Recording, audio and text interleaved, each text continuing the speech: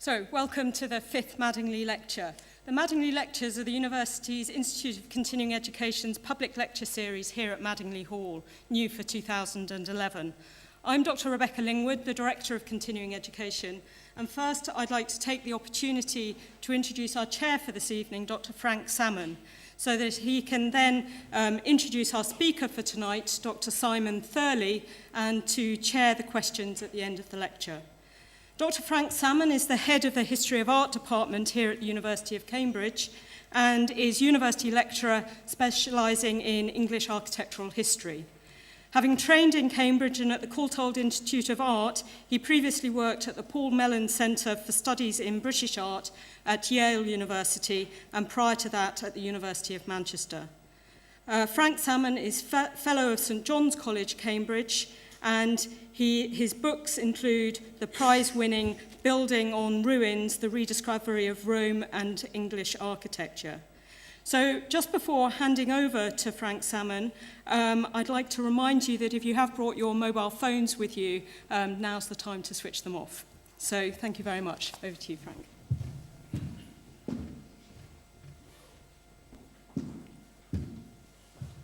Oh, thank you very much indeed, Rebecca. It gives me enormous pleasure to welcome and introduce this evening's speaker, Simon Thurley.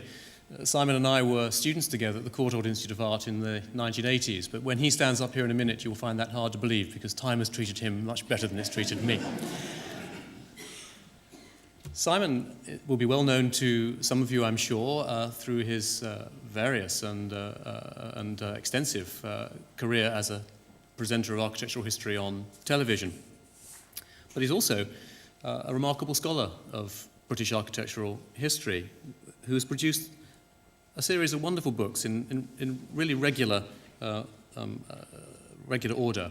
There was The Royal Palaces of Tudor England, a version of his PhD thesis that came out in 1993, followed by a monograph on Whitehall Palace in 1999. And I'm pleased to tell you, Simon, although that book is rare now and hard to find, I managed to pick up a copy only this afternoon in London, so feeling rather pleased with myself today about that. Monograph on Hampton Court in 2003, a wonderful example of how to do that kind of social history of architecture. And most recently, a book on Somerset House, Old Somerset House, in 2009.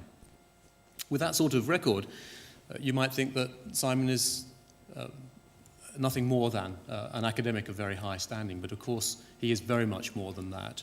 Since 2002, he has been the chief executive of English Heritage, prior to which he was director of the Museum of London in 1997 to 2002, and prior to that, shortly after leaving the Courtauld, the curator of historic royal palaces from 1989 onwards. It's an extraordinary career, and one that was rightly recognised in the recent Queen's Birthday Honours List by the award to Dr Thurley of the CBE. Please join me then in welcoming Dr Simon Thurley.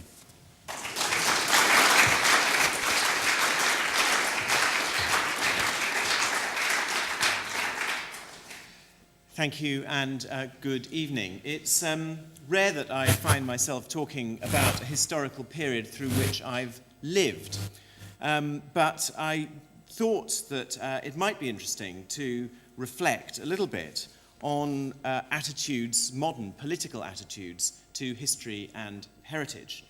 And my story really this evening starts in the 1980s, which were a high period for heritage. This, of course, is the period of Brideshead Revisited, of chintzy interiors, an obsession with country houses. It was the heyday of merchant ivory films, Chariots of Fire, A Room with a View. And meanwhile, the National Trust membership for the first time hit 1 million members. Margaret Thatcher herself appointed Quinlan Terry, the classicising architect, to remodel the interiors of 10 Downing Street to make them seem more like the interior of an 18th century town palace, not a plain, speculative terraced house.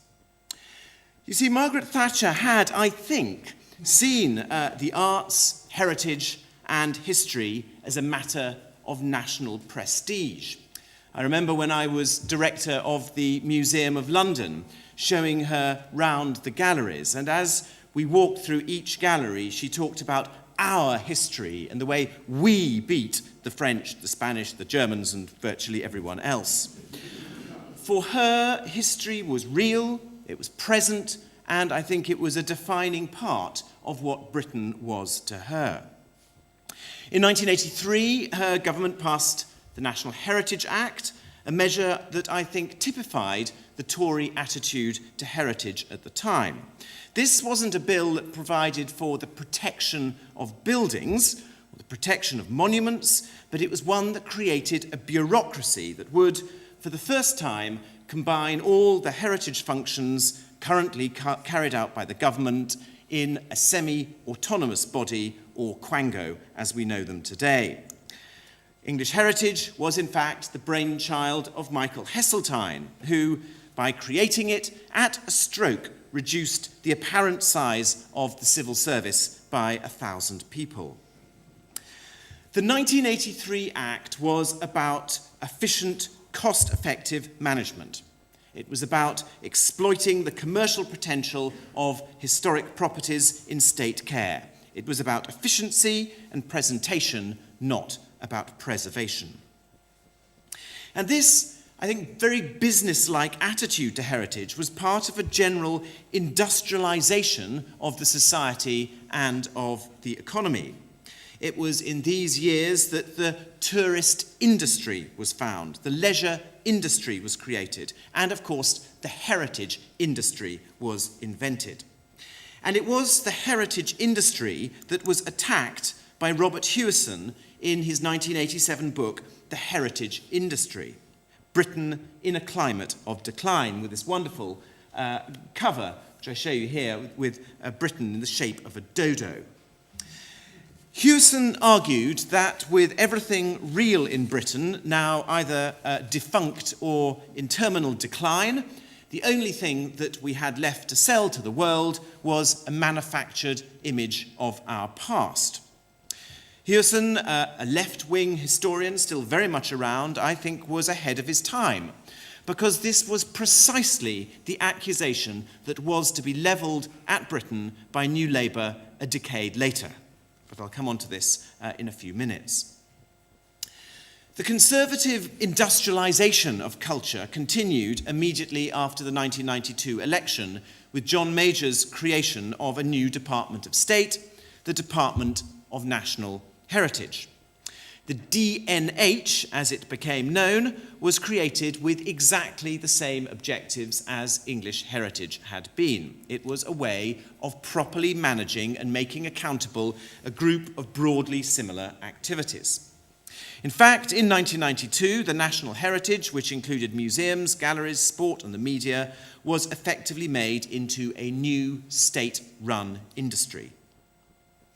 But 1992 was also the year that John Major launched a consultation on raising money for good causes through a national lottery.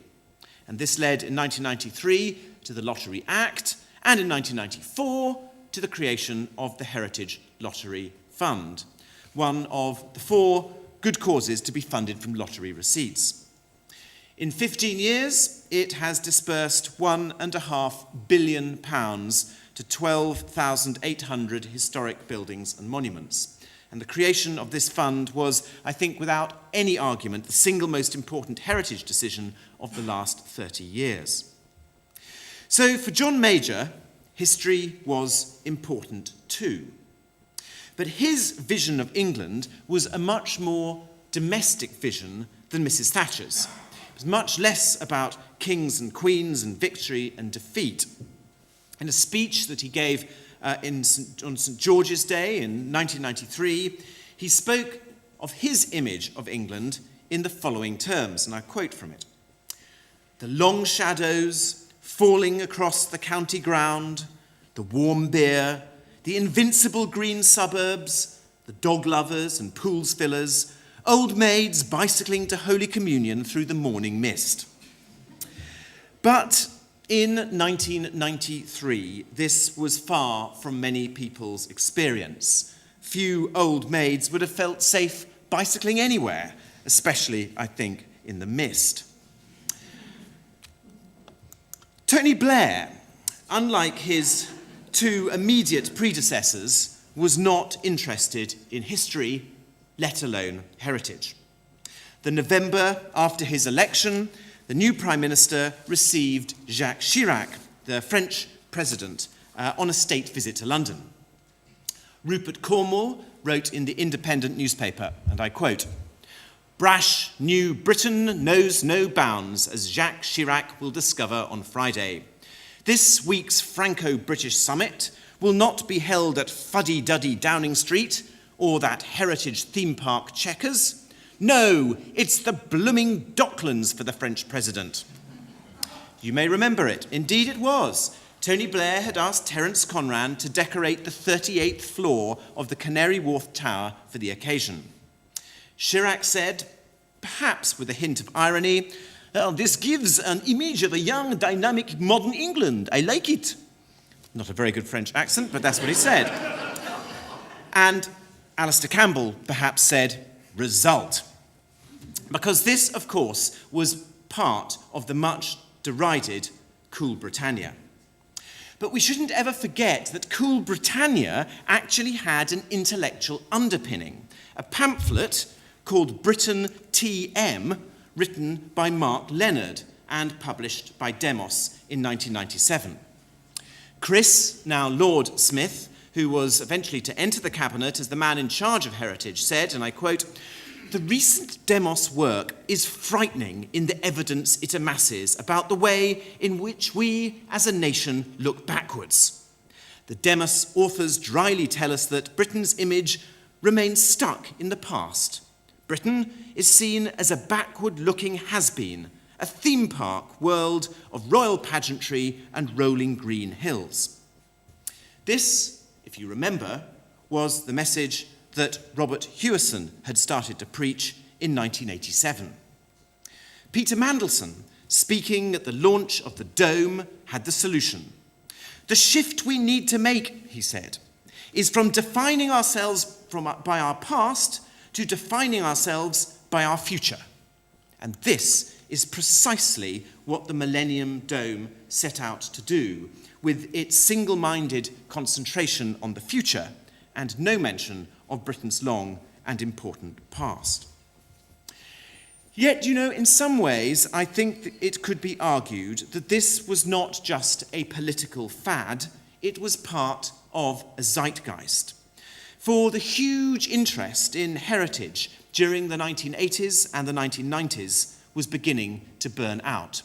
As the millennium neared, there was a general forward-looking feeling, and attendance at heritage sites took a nosedive. Now, I don't know how well you can see this, but what you're meant to be looking at here is the various types of things that people do in their leisure time, and the bottom line, which is the purple line, shows how, as the millennium neared, the popularity of visiting heritage sites took a very significant and obvious dip. Now, it has to be said that there are a number of factors that probably caused this decline. There was foot and mouth disease that came in 2001, which closed large parts of the countryside, driving tourists away. There was the rise of cheap air travel. EasyJet was founded in 1995, suddenly making it cheaper to fly to Malaga than to get a train to Penzance. The previous year, shopping had been legalized on Sundays, and the day that was previously reserved for family trips out were then used for trips to the high street. And in 2000, a whole host of new visitor attractions opened to celebrate the millennium. And very importantly, in December 2001, national museums in London became free. So the consequence of all these things, together with this sort of zeitgeist, meant that 2000 was very much a sort of high watermark for the heritage industry, and the years since then have seen quite a steep decline. So in this climate of hostility to the past and a decline in visits to paid heritage sites, what was New Labour's policy to heritage actually going to be? Well, in 1995, as leader of the opposition, Tony Blair had been to Australia, as we now know because it's in the papers almost every single day. And in Australia, he had been impressed by the Labour Prime Minister, Paul Keating's cultural policy, which was called Creative Nation. Yes, Australia does have a cultural policy. Now, Creative Nation had as its essence the commodification of culture, so that its economic and social impact could be measured and then selectively and scientifically supported by the state to boost the national economy. Culture, henceforth, was to become the creative industries. And when Blair got back to Britain, the Shadow Secretary of State, who was then Jack Cunningham, was asked to look at copying Australia's big idea for culture. Cunningham didn't get the job in 1997. It was handed to the former Secretary of State, Shadow Secretary of State for Health, Chris Smith, and it was his job to implement the Australian Creative Nation ideas in Britain. So after New Labour's massive win in 1997, the Department of National Heritage was renamed the Department for Culture, Media and Sport, the DCMS, and given this elegant logo. This was not only a rebranding, because it represented a genuine change of direction. Heritage was associated with 18 years of Tory power. It was associated with John Major's old maids riding their bicycles to communion. It was associated with Brideshead Revisited, a lost English world of privilege and wealth, the physical manifestation of the establishment that New Labour wished to dismantle. Heritage played precisely no part in the vision of the new department. Chris Smith published his pamphlet, A New Cultural Framework, in 1998, the policy for his new department, which explained that what were now rebranded as the creative industries were a new growth sector in the economy, both nationally and globally, and against a decline in traditional manufacturing industries were a future source of employment and wealth creation. This world where heritage was reduced to a money-making theme park was satirised in Julian Barnes's book, England, England. This novel, you may have read it, futuristic novel, published only the year after New Labour came into power, the grotesque but visionary tycoon, Sir Jack Pittman, spotted the money-making potential of England's heritage. But he realised that people were rather put off by the inconvenience of actually having to travel to see it. So, starting from the premise that tourists are only interested in the top attractions and are basically as satisfied with replicas as the real thing, he set out to rebuild all the main heritage attractions of England on the Isle of Wight. And there, replicas of everything, from Buckingham Palace to Stonehenge, from Wembley Stadium to the White Cliffs of Dover, are reconstructed. And when Sir Jack was asked how the inhabitants would react to his plans, he replies in the book, "It's not full of inhabitants. What it's full of is future grateful employees." So Chris Smith's priorities were reflected in government spending. Over a 5-year period, from 2000, the DCMS poured money into museums, 36% increase. This was obviously mainly to make them free. It deluged money into the arts, 53% increase. This is contemporary art. And they flooded sport with new funding, a 98% increase. As the former, and you can see here on the screen, it's pretty obvious. You can see the vast increase in sport, and obviously these tiny ones down here at the bottom of what happened to heritage. The Heritage Lottery Fund suffered too. Money was taken out of the Heritage Lottery Fund for a number of other good causes. And you can see this is the amount of money available to the Heritage Lottery Fund which was gradually raided and finally raided very, very heavily, of course, for the Olympics, for sport. In comparison to other branches of culture or to the planning system or to education or even to the countryside, the financial picture for heritage was very bleak from 1997. So was this attitude to heritage at best indifferent or at worst actively hostile a new one for the Labour Party?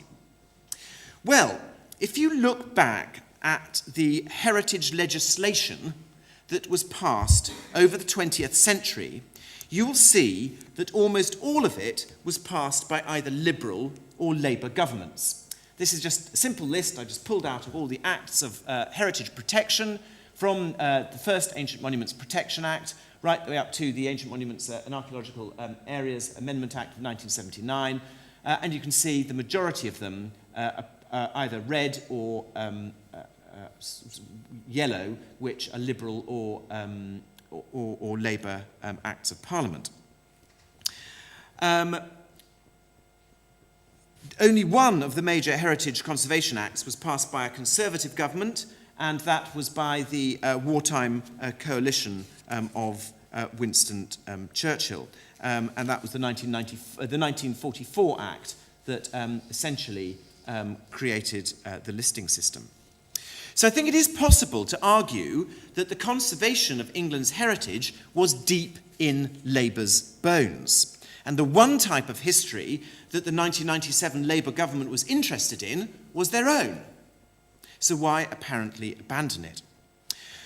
Well, I think to understand this point, we need to look back at the genesis of heritage conservation in England in a sort of historical sense. And to do that, I think we need to look much more closely at the parliamentary debates that accompanied these bills. And when we do that, we see that in not one single case was the conservation of heritage a government priority, and in many cases it wasn't even a government concern. In fact, in every single case, conservation provisions were either slipped into existing measures by determined individuals, or they were introduced afresh as private members' bills. The very first Act of 1882, which was sponsored by Sir John Lubbock, who you see here, which protected ancient monuments, was entirely his personal mission. His personal sponsorship of the bill basically came to characterise the way heritage legislation in England developed. Just one example out of many I could give you is the way the 1967 Civic Amenity Act took place. Now, this was the act that created the power for local authorities to create conservation areas. Incredibly important act of Parliament. It was passed by Harold Wilson's first ministry, and we know a great deal of the genesis of this act, as its passage is recorded in two books. The first is the diary of Richard Crossman, who became the Minister of Housing and Local Government after the 1964 election, and the other is the memoir of his junior minister after 1966, Wayland Kennet, Lord Kennet, who wrote this memoir here called Preservation. Crossman's diary records a visit that he made in May 1965 to Newcastle. He visited Eldon Square, perhaps the city's finest Georgian square, then earmarked for demolition and replacement by a shopping centre. He wrote in his diary, "I blew up our regional staff in Newcastle and told them that they were vandals for giving my consent. But I knew that it was already a fait accompli, and that when I get back to the department, I shall force to draft the directive letter saying that they should have permission." This event stimulated Crossman's desire to do something to protect historic towns that were at that moment under huge threat of redevelopment. Crossman set out brigading all the powers for listing and grants into his own department. And then he pursued a bill that would not only protect individual buildings, as of course listing had done, but protect whole historic townscapes. The civil servants did everything they could to stop him. In his diary, he wrote that the permanent secretary proudly, and I quote, counted himself a modern iconoclast, believing that there was a clear-cut conflict between modern planning and reactionary preservation. Well, Crossman and Kennett teamed up with the Conservative MP and former Housing Minister Duncan Sandys, who'd drawn first place in the ballot for private members' bills. And between them, they ultimately agreed on a bill for the protection of what was described as neighbourhood amenity by the designation of conservation areas. And this was passed into law in 1967. Our heritage system thus came about not due to carefully thought out government policy, but as a result of determined and sometimes subversive efforts of individual MPs and ministers. And so, in reality, in 1997, neither New Labour nor the Tories had any tradition of introducing heritage legislation.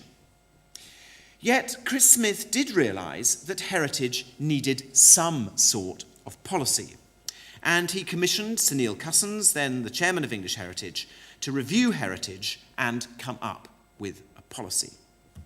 And this he did in 2000. It was a document called The Power of Place, the Future of the Historic Environment. There's no doubt that this was a very important report. And it too, like the Labour Party in 1997, rejected the word heritage. Heritage was now rebranded the historic environment, a much less emotive and loaded phrase, and one which set heritage as part of a much wider and more complex environment in which we all live. It recognised that as part of the wider context of our lives, it shouldn't just affect cultural policy, but it should be part of those branches of government that affect the places in which we live. But Power of Place and the government response to it, which was called A Force to Our Future, of course nicknamed by its initials AFOF, or FOF, had little discernible effect on planning policy, apart from some vague policies for some legislation when time allowed. Heritage in the early 2000s was politically still seen as a blockage, as a retrospective and inhibiting force in society. But in 2003, there came a turning point. John Prescott, remember him? The then Deputy Prime Minister, who had a whole office named after him, became responsible for regeneration and responsible for planning. And he suddenly realised that heritage mattered. And this all came about through the case of Nelson. Nelson was a small Lancashire mill town, which I show you here. And to explain the case of Nelson, I need to take a few steps back. In the late 1990s, an academic at Birmingham University called Brendan Niven produced a series of papers on areas of rundown inner city housing in the Midlands and the North, where the value of properties had fallen so low as you could buy a house for a couple of quid. He suggested that if these Victorian and Edwardian houses were demolished and replaced with modern buildings attractive to higher income residents, those people might move back from the suburbs into the inner cities, bringing economic and social revitalisation. And these ideas found favour first in the Treasury and then in the office of the Deputy Prime Minister, which was responsible for housing and regeneration. And it led to a programme that was launched in 2002 known as Housing Market Renewal Pathfinder. This catchy term, this was a multi-billion-pound programme to tackle 9 geographical areas in the Midlands and the North, comprising about 850,000 rundown houses. Now, as these proposals were being formulated, other proposals were being drawn up for large-scale clearance in this town, Nelson. More specifically, in Whitefield, the most complete Victorian townscape in Pennine, Lancashire, with a mix of houses, mills, weaving sheds, the church, the school, and all integrated together with the canal. The majority of the buildings dated between 1860 and 1890. But the decline of the textile industry from the 1960s was accompanied by the employment of skilled workers from Pakistan and Bangladesh. So that by the 2000s, the area had a 90% ethnic minority population. Many of these people were unemployed, and despite the fact that almost all the houses were privately owned, the whole area was extremely poor. The local council, Pannell, proposed to demolish a third of the houses in Whitefield and replace them with new housing, and then they were going to refurbish the third of the old houses that remained.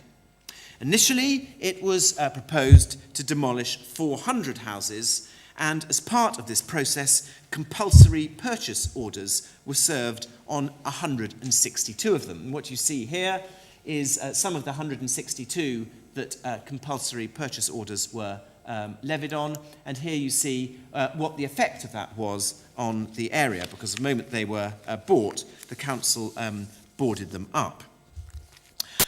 The local people and English heritage were very unhappy. We believed that Pannell had deliberately redrawn the boundary of the conservation area in such a way to exclude the best parts of the town, which as a consequence would not be protected. English Heritage called for a public inquiry. It sat for 11 days, and the inspector decided in August 2002 that English Heritage's case for refurbishing the houses, rather than simply demolishing them, should be upheld. John Prescott thought differently. By then, he had published the details of the housing market renewal plans and had designated this part of East Lancashire as one of his Pathfinder areas. And obviously, the arguments at Nelson about the viability of Victorian terraces went to the heart of government policy.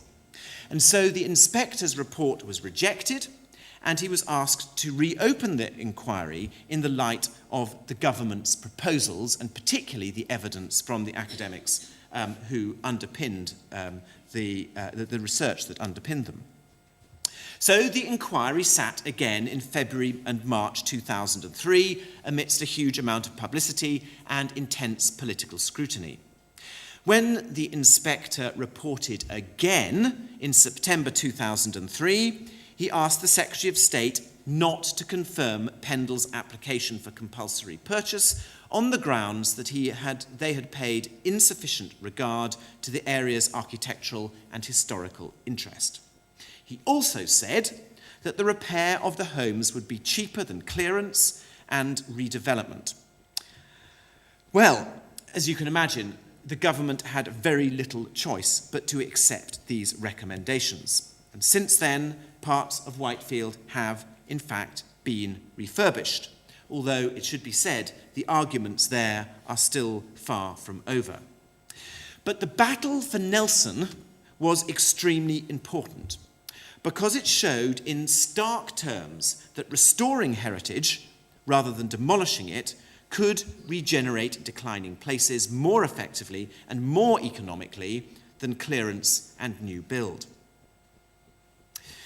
One of the big features of the Nelson campaign had been the vocal and integral part that local residents had played in defending their town. Popular protest and then participation in thinking about alternative solutions had made a big mark on the government and had made a big mark on English Heritage. And English Heritage decided to capitalise on this by turning the whole thing into a big television event. As the Nelson public inquiries were being fought, together with Jane Root, the controller of BBC Two, English Heritage dreamt up a programme called Restoration. It was developed with Peter Bazalgette the inventor and owner of Channel 4's reality show Big Brother. The concept was for English Heritage to identify 30 buildings at risk and then get the public to vote on the one that should be saved. The winner would get money from English Heritage and the Heritage Lottery Fund. The first series went out in summer 2003, and the first winner was the spectacular but crumbling Victorian Manchester Baths. It was such a success that the BBC reran the series twice more. Restoration demonstrated, if it was needed, that restoring and reusing historic buildings was not only an economically advantageous way of regenerating places, it was deeply popular. In fact, Nelson and restoration between them revealed the gulf between the official and the unofficial view of Britain. The British people, by this stage, were living a double life. The old Britain, an old country with a long history where people loved their built heritage, was the unofficial country where people actually lived. Then there was the official, rebranded Britain, its modern counterpart, which only really existed amongst the tiny metropolitan political elite who invented it. And these two nations were still reflected in cultural policy. In heritage terms, most people valued their towns and villages, the countryside and cityscapes, because it made them feel good, because they were beautiful, because they were awesome, because they had historical resonance, because they made places more interesting and more characterful.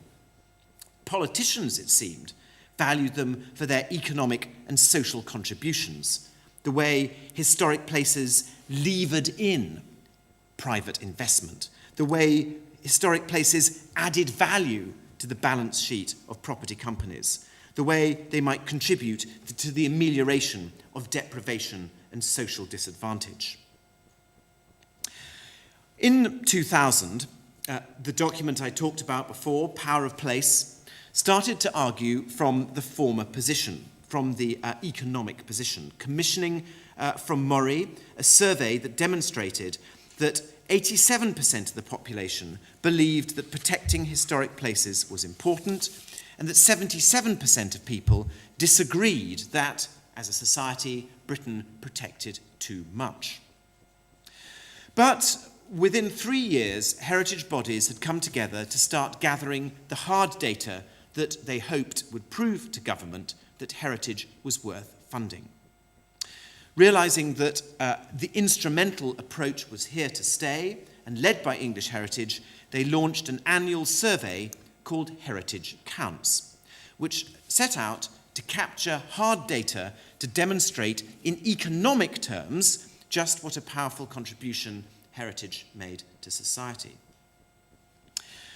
Well, after 7 years in power, there began to be signs that the Labour policy towards culture might be shifting. In 2004, Tessa Jowell, Chris Smith's successor as Secretary of State, published an essay looking at the relationship between government and the bodies in her department. In it, she wrote the following: "Too often, politicians have been forced to debate culture in terms of only its instrumental benefits to other agendas, and we need to find a way to demonstrate the personal and value added which comes from engagement with culture." Well, Tessa Jowell never managed to translate these views into policy, perhaps partly because of the force of Treasury opinion against her. But her successor had the potential to be much more successful. In June 2007, James Pannell became DCMS Secretary of State, and from his very first day, he rejected the whole instrumentalist notion for measuring cultural activity. In his second month in power, he asked Sir Brian McMaster, the former director of the Edinburgh International Festival, to undertake a review to see how it might be possible to move the discussion about public subsidy from measurement to judgment, from a culture of target setting to a new emphasis on excellence. In January 2008, McMaster reported. The same month, Pannell was reshuffled to the Department of Work and Pensions, and the report was binned. What I think this shows is that although Labour policy on heritage remained solidly instrumentalist since 1997, both of Chris Smith's immediate successors, Jowl and Pannell, were in fact searching for a policy that would recognise more fully the contribution that culture made to society. Well, of course, now, strangely, the Labour administration seems 100 years ago. Since then, public services have been severely cut and political philosophy adopted that aims to see cultural bodies moved out of state control into the third sector. In the cultural sphere, the coalition is entirely Tory. There are no Liberal ministers. So what does the new generation of Tories think about heritage? Well, under Jeremy Hunt, his junior minister, John Penrose, deliberately elected to take the title Heritage Minister. And at his first official engagement, the opening of the gardens at Civic House in West London, he said loudly and clearly that heritage was important because of what it was, not because what it did for the national balance sheet. However, with the overriding aim of the government being the reduction of the deficit, the difficulty of redefining the value of culture is a huge challenge. When the price paid by society for the horrors of cancer is given a monetary value by the Treasury, how can the Secretary of State for Culture try and argue that his area should be exempt from cuts? He didn't win. Heritage was cut by 35% only 10 months ago. But let's look into a crystal ball for a few minutes. Let's look beyond the cost-cutting and the quango bashing that's dominated politics for the past 18 months to 2 years. How will heritage be seen over the next 5 years? Well, first of all, the credit crunch has seen, I think, a different attitude to the way we live our lives. And this, of course, is still something that is changing as I speak. People, I think, have been much less obsessed with short-term spend, and I think a new spirit of make, do, and mend is discernible. A new age of austerity, perhaps. People are looking to things that are reliable, things that are permanent, tried, and tested. History and heritage are undoubtedly on their way back. People are going abroad on their holidays much less. People are holidaying at home. The certainties of the last 10 years are now being completely eroded, and something else is taking its place. This is what is happening to heritage visits. And hopefully you can see, this is just the English heritage data. The same has happened not only to English Heritage, but to the National Trust and to all heritage attraction operators. All of them have had their best years ever and have staged a recovery above and beyond the pre-2000 years. So that's the first point. How long that will last, we don't know, but it is a very, very strong trend, and it is continuing this year. Secondly, I think that this evening's story tells a heartening and positive tale about our parliamentary system. Heritage protection has never been a primary or even a secondary concern of governments. The protection that we have in this country has been the work of individual politicians who were determined to protect the places that were precious to them and their constituencies. And I believe that this will continue to be the case. It's incredibly unlikely that heritage policy will ever be a vote winner, but the passion of individual politicians will continue to safeguard the country's long history. But what of the government's intentions? Well, I think there are two things to note. The first is the emphasis on localism, on the power of local people to determine their environments. This must be, surely, a good thing for heritage, as most people are inherently conservative in their outlook on their surroundings. For many, this might just mean that their post office or their pub is saved, and for others that a new housing estate is not built on the edge of their town. But there is a deep ambiguity here too. The government is obsessed with economic development, and relaxing the planning system is one of the pledges they've given to business. At this very moment, a planning bill is going through Parliament, and the tensions between localism and economic growth are being thrashed out. But what's really interesting to me is that all the main parties are now very concerned about energy efficiency and carbon reduction. And this, I think, will play a really important part in discussions about heritage in the next few years. Everyone in this room will, where possible, I guess, recycle their aluminium cans. Here is a typical terraced house. Let's say that one of these houses here is demolished to build a new one. In demolishing it, we will have wiped out the entire environmental benefit of the last 1,344,000 aluminium cans that we recycled. And this is because the embodied energy in these buildings has got to be considered in calculating the pros and cons of demolishing buildings.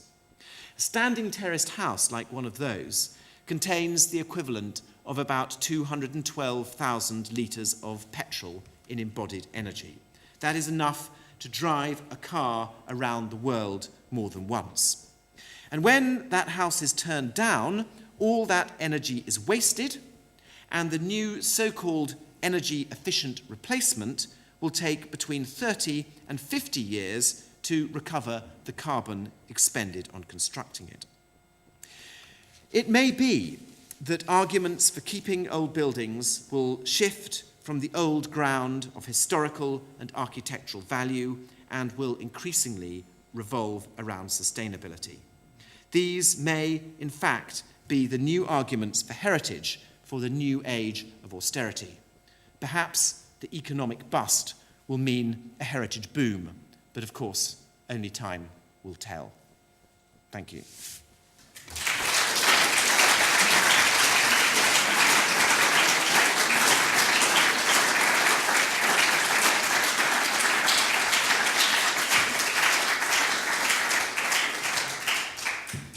Well, thank you very much indeed, Simon. I don't think anybody could have given us such a magisterial overview of what's been going on in the past 2 decades, and indeed this intriguing insight that you end with as to what will perhaps happen in the next 5 years or so. There is an opportunity for questions to be had from the floor. I think you're willing to take some, but just before we perhaps take a question, I wonder if I could ask you a little bit, because having noticed that much of what you call the instrumentalisation of Labour policy towards heritage coincided with your own arrival at English Heritage in 2002. How did you negotiate that situation where you must have found yourself in effectively quite a lot of disagreement with ministers who ultimately were bankrolling your organisation? That must be a very difficult situation to negotiate. Well, of course, what we tried to do was fight science with science, and we spent a huge amount of time and money trying to monetarise the benefits of heritage. And the whole cultural sector was doing it. I mean, the Opera House was trying to do it. The regional theatres were trying to do it. The cathedrals, commissioned a big report to show what the economic benefits of having a cathedral in your city were. And so everyone was at it. Everyone was trying to monetarise the value of what they were doing. But of course, ultimately, it was an utterly, utterly futile activity, because whatever the monetary benefits of a cathedral would be, the government were getting those benefits anyway. The government didn't need to contribute any money to it. The cathedral was never going to fall down. No one would let it, because everyone was going to give money to it. And so it wasn't a way of opening the checkbook of the Culture Department, or indeed of the Treasury. And so I think that is why even the Secretaries of State realised that there had to be another way of doing it. And the McMaster's Review, I think if it had come out and had been published and been acted on, would have provided a new platform for it. But of course, in a sense now, all those arguments are just worthless because there is no money. What will be very interesting is if there is ever any money ever again, what will be the arguments? And that's why I just fly a kite of what the arguments might be in a fantasy world where the world isn't broke. But they do come back again on issues of sustainability and measurability. Absolutely. Yes, they must do, yes. Well, if there are questions from the floor, I'm sure Simon would be happy to take them. We do have, I think, a microphone that would go around to a questioner, and if I could ask you, if you do want to ask a question, to just wait until the microphone is with you, because we are actually also webcasting the occasion to colleagues in another room, so they won't hear your question unless you wait for the microphone to come. So, would anybody like to put a question to Simon Thurley?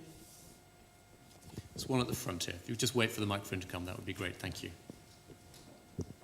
Is there any fundamental difference in the nature of the properties of English heritage and the National Trust?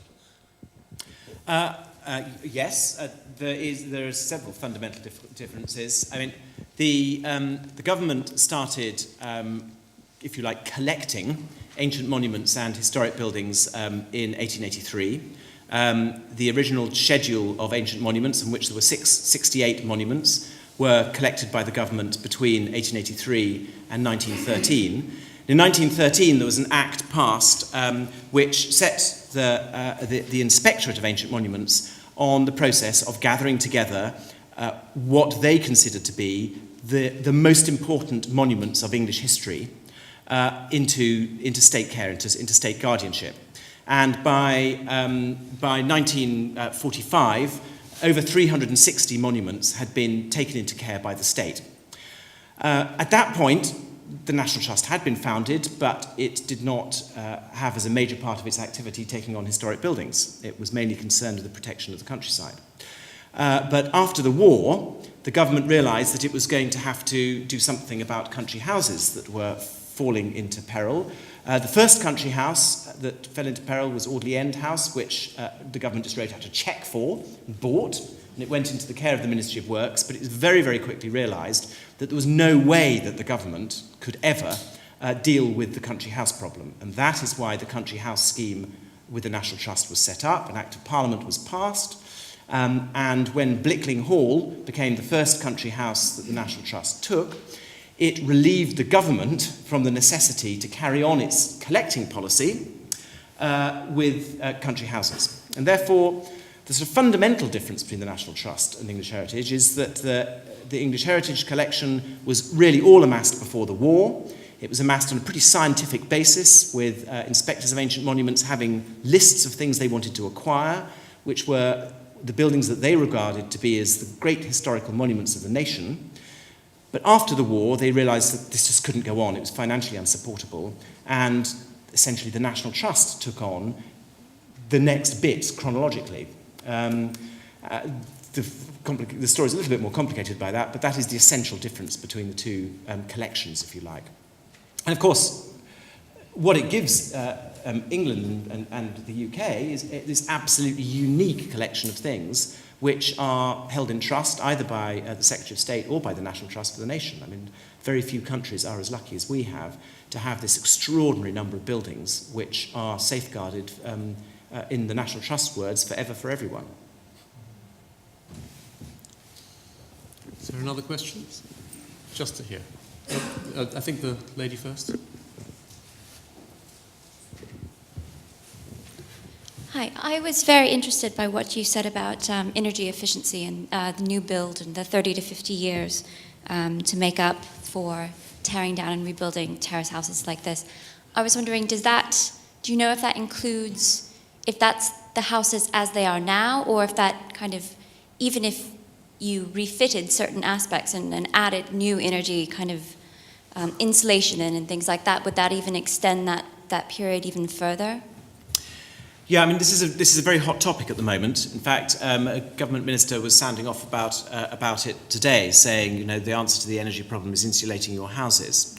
The whole business of giving every house an energy rating is an incredibly crude and blunt instrument. And we've had quite a lot of arguments with the government over the system that essentially marks down an old house just because it's old. And I think a lot of the problem has been a fundamental lack of research and data on the energy performance of old houses. And of course, what we have to remember is that most of these Victorian houses were built in an age which was, by definition, a low-carbon age. You know, energy was the thing that was rarest and most important, and to keep warm was a vitally important activity. So English Heritage has been doing a lot of research, a lot of technical research, to demonstrate, to prove that old houses can, with relative ease, be made to meet and in fact exceed modern energy requirements. And we've got a big chunk of our website that argues this through.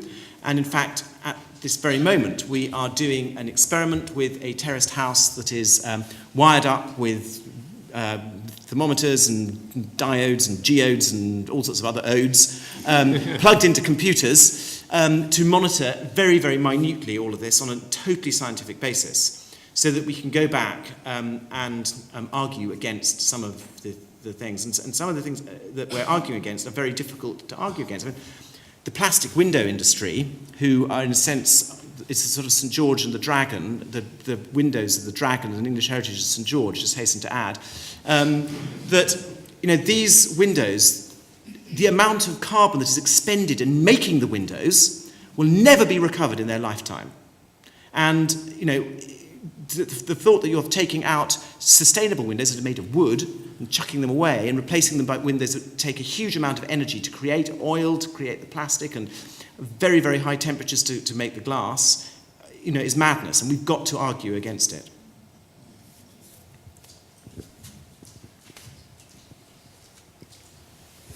Thank you. I'm Graham Anthony. I tend to look on the optimistic side.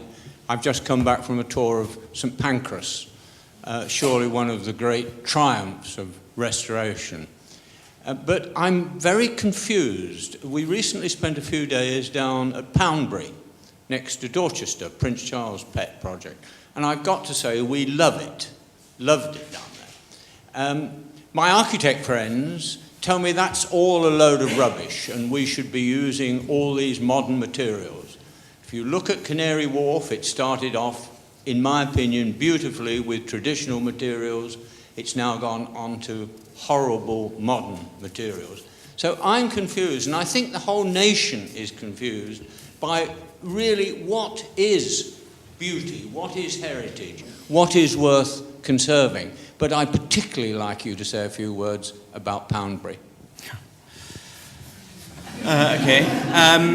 Well, the architects hate Poundbury because they had a big falling out with the Prince of Wales, who criticised them, and he criticised them at a moment where the criticism was actually very legitimate.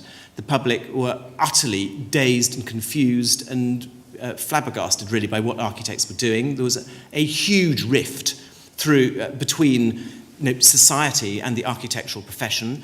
I mean, if you think of the whole process of modernism after the war, I mean, from the late 60s, going through the 70s and 80s, and going through brutalism and everything, I just don't think the public understood what was going on. I mean, to everybody, it was ugly and it was horrific.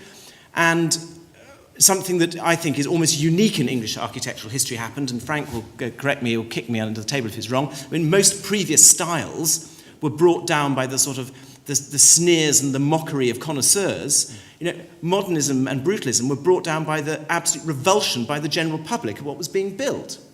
And I think the architects are still in the process of trying to rebuild a relationship with the general public. And that relationship is actually an aesthetic relationship as much as anything else.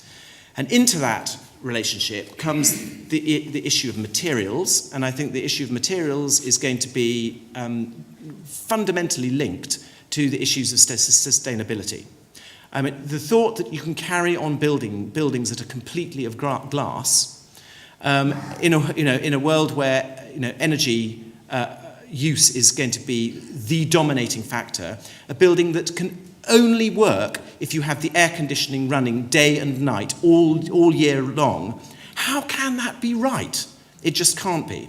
And I think that the gross shard of glass in London, which is an utterly repulsive building that is going up on top of London Bridge Station at the moment, will be the last of these things, and is, quite often you get the most sort of repulsive final thing before the tide turns. And I just can't see how people can justify creating buildings that take so much carbon to make and then so much carbon to run. And that, of course, will be linked with style. And I think it will make some very, very big changes in the next few years. But that's my prediction, and invite me back in 5 years' time, 10 years' time, and we'll see whether I'm right or not.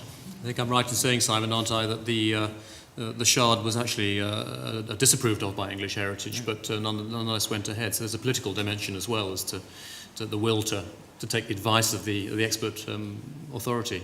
So I think we probably ought to take May I just Sure. follow that up? Because architects design the buildings, local councillors elected by us approve them. There's something wrong there. Yes. I mean, local councillors are the people who decide. They are, generally speaking, advised by their planning departments, and it might be that there's something wrong there too. And I think it's quite hard for some elected councillors. I mean, there's some who are very expert and have a lot of knowledge, but many, don't have a lot of knowledge, and they should be advised by really first-rate planning departments. And I think there is a whole generation of people in planning departments who perhaps are not doing what the public want them to do. There was a question just over here. If we could just wait for the microphone to come, that would be great. Thank you. Thank you. The vacation and the staycation, astonishing upturn in visits. Could you tell us a little more about this recent phenomenon? Well, if I really fully understood it, I would resign my position at English Heritage and become a multi-millionaire operator of visitor attractions, because it is a very, very big change that is happening to the whole domestic leisure market. And it's caused by quite a large number of factors, not all of which we fully understand. The pound was very strong against the euro for a very long time. Pound is now not strong against the euro. It's very expensive to go abroad. A beer costs you sort of £2.60, and that's a little bottle like that, not a big one.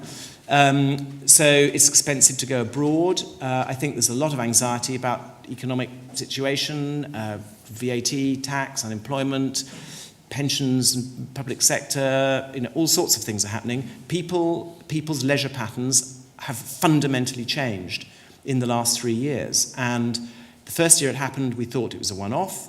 The second year, we thought this might be here to stay, and we are in it for a third year, and it definitely looks as if it's going to stay. And I think that particularly National Trust and English Heritage are going to benefit from this, because the membership schemes are just tearing away. I mean, the recruitment for both organisations, I had a drink with Fiona Reynolds, my opposite number at National Trust last night, and we were both just staggered by the rate of recruitment. And it's a very, part of it, I think, is back to the 1980s levels of interest in heritage, but I think it is also due to economic factors. I mean, I went with my family to Chatham Historic Dockyard. It cost us 50 quid to get in, for family to get in for one afternoon. For less than that, you could join either English Heritage or the National Trust and get in free to hundreds of sites for an entire year. So there's a real value issue there that I think is very important. But as far as I'm concerned, long may it last. There's a question at the back there. In terms of political climate, how do you think that's affected trade skills? And in particular, now the push towards Green Deal and the use of new technologies and the requirement for new skills in the industries? Well, obviously, craft skills are reflective of the amount of work that is available. And there is no doubt that in some areas there are really serious and severe shortages of people who can do certain types of craft skill. In other areas, particularly in wealthy areas, there are quite a lot of people who can do it, because there still is quite a lot of money around, and there still are enough people who are either determined to restore their buildings properly, or have been forced by local authorities and English Heritage to do their buildings properly, to maintain these areas. But it is something that one needs to be ever vigilant about. There is almost a permanent retirement time bomb. The people who do this tend to be older, and they retire, and there's always a great anxiety about how are you going to recruit a young man into doing, creating plaster ceilings like this. By some miracle, we do just about manage to do it. But craft skills will always remain a very, very big concern. And it isn't at the fashionable end, as you rightly say. It's not at the fashionable end of training. English Heritage does put a lot of money, a lot of effort into trying to make sure it's recognised. But as I say, we have to be vigilant.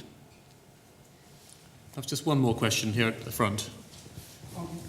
Could you just wait for the microphone so that... Historical, political overview since the war, really, which you referred to. Don't you think that largely is dictated by ideology rather than money? For instance, the Labour Party in 1945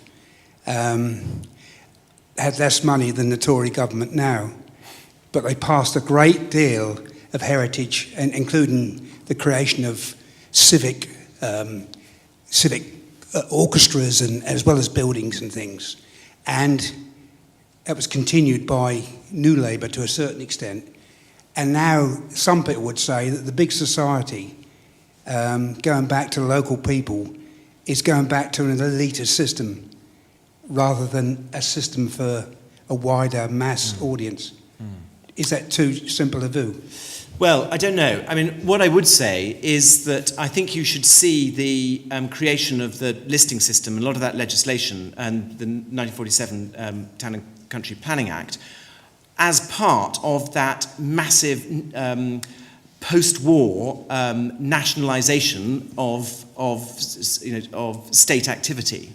And so, I mean, I was invited to speak to one of the summer schools this morning, and I actually used the word that the government effectively nationalised history in the 1940s. I mean, the business of taking over the listing of buildings, and the government henceforth deciding, which historic buildings were going to be accepted as history, and which ones were not going to be accepted as history. And if you were accepted as history, well, you'd be preserved in the future. If you were not, you'd be knocked down. And therefore, in another 50 years' time, the way that my children, when they're my age, will see the world will be fundamentally conditioned by decisions that were taken by the government as to what bits of our history are going to survive. So I see it as all part of the sort of big sort of nationalisation that went on. And this government are talking, about the privatisation of all these activities. And the possibility that you don't need an organisation like English Heritage. You can just say that you're going to license an architect, and an architect would decide whether a building was worthy of saving or not. And if he made a decision that people disagree with, he might lose his licence to practice. So I think you're right in the fact that there is a pendulum that's swinging, and the system we're in now is, came out of the Second World War, like the nationalisation of the railways, or the nationalisation of the canals, or the nationalisation of the steel industry.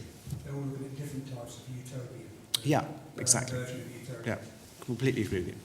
Well, perhaps on the mention of utopia, we should draw things to a close. Many of us, all of us here, perhaps, Simon, have actually lived through the period that you've been talking about and have seen these things, but perhaps not quite with the detachment and overview that you've managed to bring to it tonight. I've certainly learned a huge amount about things that were going on in my own lifetime that I perhaps wasn't as conscious of as you've made me tonight. So we're incredibly grateful to you for spending the time to come and talk to us from your great experience and expertise. And I have to say, I'm sure that everybody here wishes you and English Heritage well with managing the difficult times ahead, so that we will come out stronger and better prepared to forward the aims that we all share beyond this period of economic hardship. So thank you, Simon Thurley, very much indeed.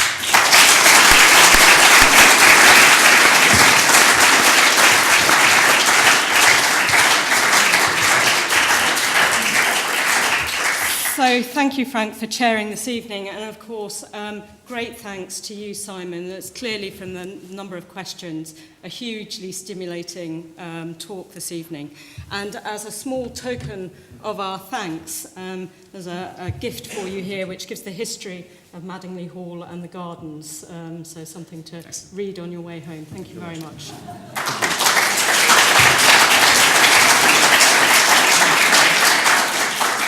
Of course, it goes without saying that events such as these don't happen by themselves, so a great deal of thanks is extended to my colleagues, without whom we wouldn't be here tonight.